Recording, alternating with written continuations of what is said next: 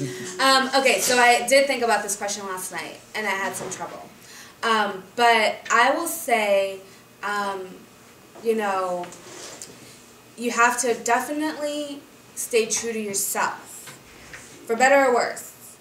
I would say, you know, you have to, like for me, you know, I'm a firecracker, and I stay true to that when I feel like it's necessary.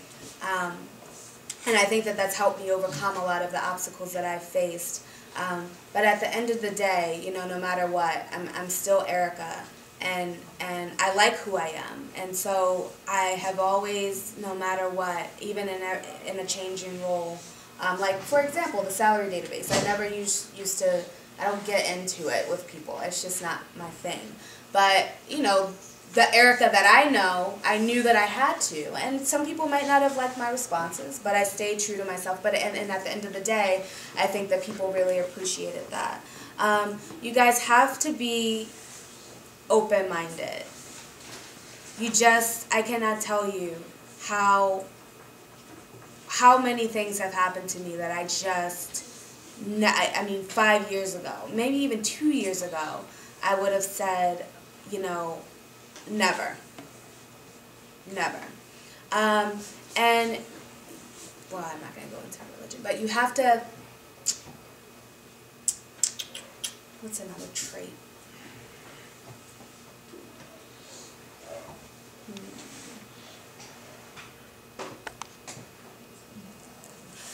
Just perseverance. No matter what,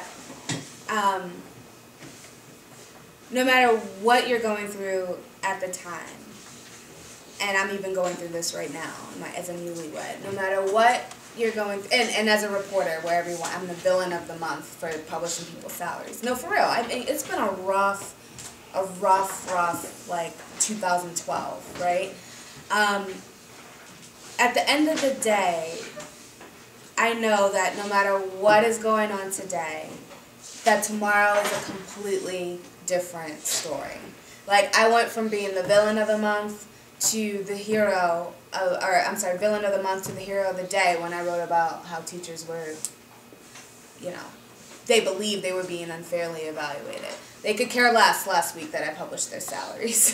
They cared this week. So I mean, I know it sounds so cliche, but I just, you know, I have always just told myself that. I mean, my mother, you know, I hugged on my mother from a jail cell, you know. I was a foster child in an abusive home. I was, you know, I'm the sister of a really bad person who's done some really convicted murder. How about that? So just to be real with you, but it doesn't define me because I stay true to who I am. I know that has no bearing on my credibility as a journalist or as a person. And I persevere by just telling myself that at the end of the day, you know, tomorrow's can be just a completely different one. That's like the best advice I can give.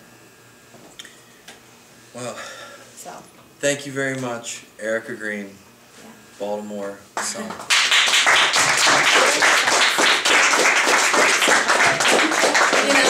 You did a very good job. And we're going to make eventually, I think, some posters where we put all of the traits from all of the people up. I just had that. Now I'd like to open up the floor. If anyone would like to ask a question that we didn't research earlier.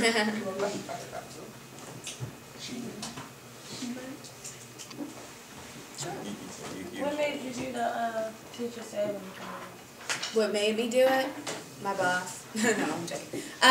Well, again, it was just something that we knew we were going to do, and that we just did. I mean, it was every reporter in the newsroom who covers City Hall, you know, the police. I mean, every police department, every police officer's salary, you can go research in a database.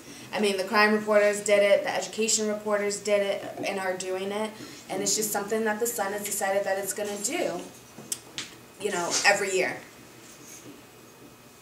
That's like what makes you do your homework, right?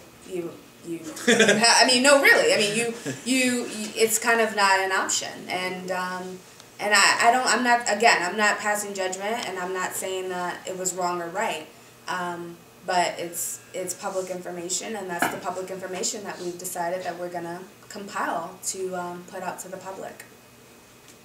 I have no, I love another thing. I don't, there's no motivation. I mean, I don't have any ulterior